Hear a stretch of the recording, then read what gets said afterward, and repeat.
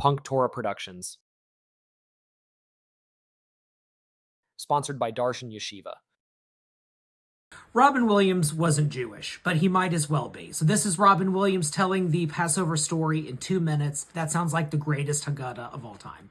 Let's do it. I'm talking about the time Moses said to Pharaoh, "Let my people go," and Pharaoh went, "In your dream." And Moses called to God going, "God, I need some help." And frogs fell from the sky.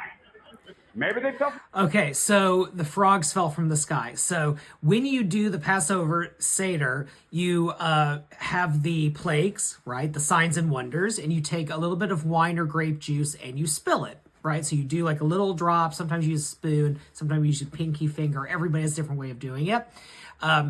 These things are in plural, right? So dam is blood, which is one thing, but it's blood being everywhere. So it's like lots of blood, okay?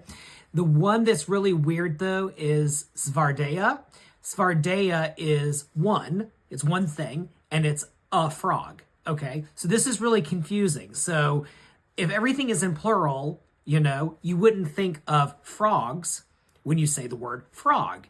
In other words, it is a giant frog. Hear me out on this. It is like the Stay Puft Marshmallow Man in Ghostbusters. Yeah. It is a giant freaking frog. At least as far as the Haggadah is concerned. You can fight me on that one.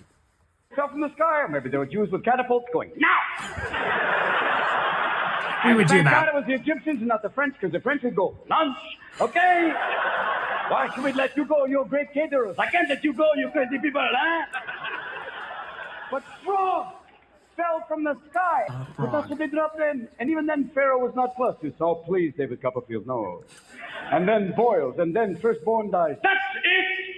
Hebrews, get out! And everybody, Banish, Taranoi, everybody! Hello, let's not wait for the bread to rise. Just take the crackers. We're going to... I kind of like how God and Pharaoh and the Israelites are all like Yiddish-speaking Ashkenazi Jews. Just saying. They would have, been Mizrahi. I mean, God is beyond identity, but still. The desert, and then they get the 10 Commandments, would be adjusted by certain presidents. That happens later. And they get to the Red Sea there, the sea. And they go, "What now, Mr. Magic? What do we do now?" And he calls to God again, and the sea tossed. And even the most doubting Jew is going, "You're good." Let's go, everybody. Come on, everybody. Let's move. Don't eat the shellfish. I'll tell you why later. Let's go. So if you like that shellfish joke, you should really follow Rabbi and Son, where Javon, my son, actually argues that you should be able to eat shellfish and that it's kosher. So anyway, follow that. You'll like it.